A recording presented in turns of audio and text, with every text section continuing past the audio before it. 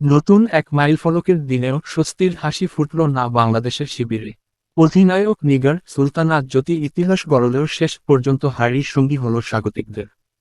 শ্রীলঙ্কার বিপক্ষে 3 ম্যাচ টি-20 সিরিজের দ্বিতীয় ম্যাচে 21 রানের পরাজয়ে এক ম্যাচ বাকি থাকতেই সিরিজ হাতছাড়া করেছে বাংলাদেশ। এই ম্যাচে মাঠে নামার মধ্য দিয়ে বাংলাদেশের হয়ে আন্তর্জাতিক টি-20তে সবচেয়ে বেশি ম্যাচে অধিনায়কত্ব করার কীর্তি গড়েন জ্যোতি। এতদিন 65 ম্যাচে দলকে নেতৃত্ব দিয়ে শীর্ষে ছিলেন সালমা খাতুন। তাকে ছাড়িয়ে 66 ম্যাচে নেতৃত্ব দিয়ে নতুন ইতিহাস গড়লেন এই উইকেটরক্ষক ব্যাটার। তবে ব্যক্তিগত অর্জনের দিনে দলীয় সাফল্য না আসায় আনন্দটা ফিকে হয়ে যায়। 155 রানের লক্ষ্য তাড়া করতে নেমে শুরুটা দারুণই করেছিল বাংলাদেশ। দুই ওপেনারের দৃঢ়তায় কোনো উইকেট না হারিয়ে পাওয়ার প্লেতে আসে 46 রান। কিন্তু সপ্তম ওভারে উদ্বোধনী জুটি ভাঙার পরই ছন্দপতন ঘটে। এরপর দ্রুত 3 ব্যাটার রান আউট হয়ে ফিরে গেলে ম্যাচ থেকে অনেকটাই ছিটকে পড়ে স্বাগতিকরা।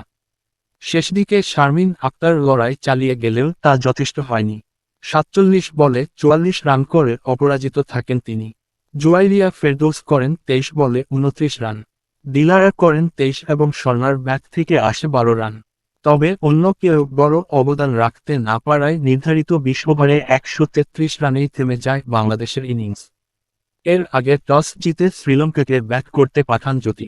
শুরুতেই একটি উইকেট হারালেও পরে দলকে শক্ত ভিত গড়ে দেন অধিনায়ক চামারি আতাপাত্তু ও হর্ষিতা সামারাবিক্রমা।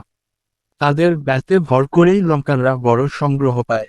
সামারাবিক্রমা করেন দলের সর্বোচ্চ 49 রান, আর আতাপাত্তু যোগ করেন 42। এছাড়া ইমেশা দুলানি 27, নীলাক্ষী সিলভা 22 ও হাসিনী পেরেরা করেন 9 রান। নির্ধারিত 20 ওভারে 4 উইকেটে 154 রান সংগ্রহ করে শ্রীলঙ্কা। বাংলাদেশের হয়ে বল হাতে 4 জন বোলার একটি করে উইকেট শিকার করেন। তবে ব্যাটিং ব্যর্থতায় সেই প্রচেষ্টা কাজে লাগেনি।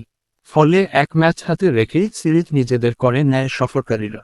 জ্যোতির ব্যক্তিগত রেকর্ডের দিনটি তাই শেষ পর্যন্ত রয়ে গেল আক্ষেপের গল্প হয়ে, যেখানে ইতিহাস গড়া হলো ঠিকই, কিন্তু জয় ধরা দিল না।